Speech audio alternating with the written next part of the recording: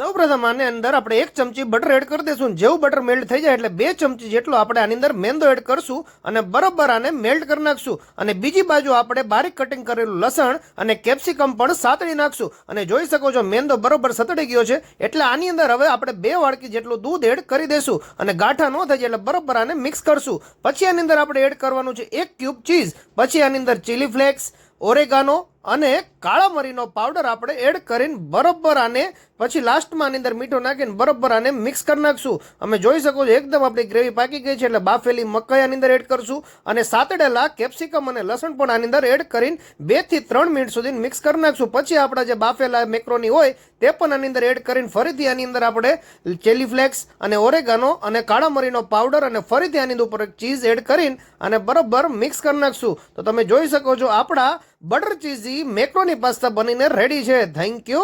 આભાર.